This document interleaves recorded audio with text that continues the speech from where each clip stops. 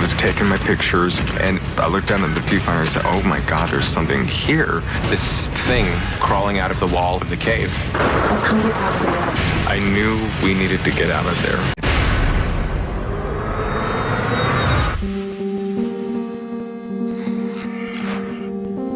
My ghost story began when my roommate and I set foot in the Cave of the Winds in Manitou Springs, Colorado. We went to the cave because we heard it was haunted. James was very skeptical about this phenomenon, and I really wanted to take him to a place that he would be exposed to a phenomenon that he couldn't explain. I thought, there's no way that we're gonna find anything. I thought, I would humor him.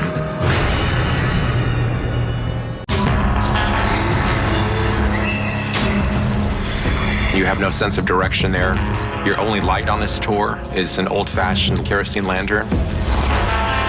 As we kept going, I kind of felt a little off. I was taking my pictures, and I looked down at the viewfinder and said, oh my God, there's something here. We started feeling that we were being observed, that with the tour guide speaking the names of George and Ellie, the previous caretakers. And so I started to wonder if they're spirits that joined our party. George and Nellie Schneider were the original caretakers of the cave. They opened them up to the public in 1881. We were at one point in the cave where they asked us to blow all of our lanterns out so we could see how dark it was. I snuck away from the group to explore. I had a digital voice recorder with me, and I kept whispering into it. George, Nellie, can you hear us? And that's when I heard this woman say, I'm coming out the wall. We had that EVP, and that was absolutely amazing. So immediately, I pushed my back against the cave, and I'm calling for James to come down and take a picture. And the picture he got showed this thing crawling out of the wall of the cave. There was something sitting right on the wall.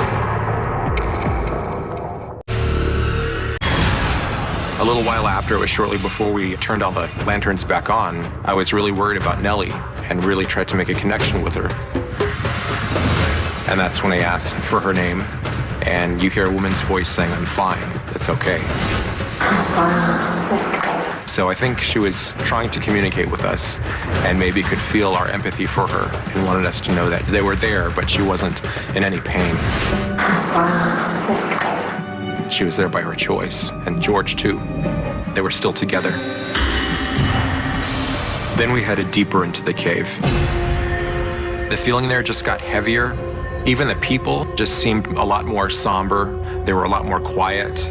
There weren't as many people asking questions. We came to an area in the cave which has a steep wooden ladder, and we got what looks to be a picture of a shadow man against one of the cave walls. And there's what looks like a big red orb where his heart would be. When I saw that picture, the shadow man, I started to feel creeped out. It was like all this benevolence of the spirits of George and Ellie had vanished, and there was something else. In the deepest part of the cave, the camera kept going out of focus, which never happens. We caught a picture of a lot of mist around the camera. And the subsequent shots contained pictures like the Spectre Shroud with its arms up, either warning us or trying to scare us. And that was the point where I thought I heard screaming coming from one of the chambers.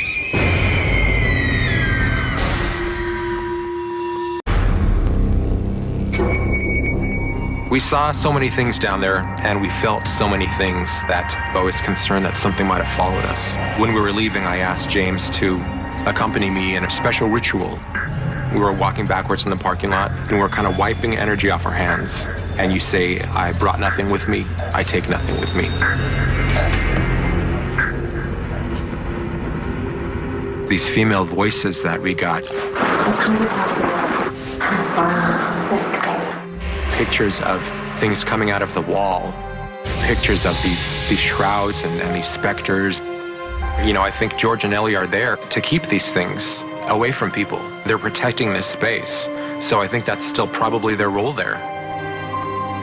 I think they heard us calling out to them, and I think they appeared to us because they knew that we didn't mean any harm. I started out a skeptic, but this experience at Cave of the Winds has proved to me that ghosts and spirits exist within our world at all times.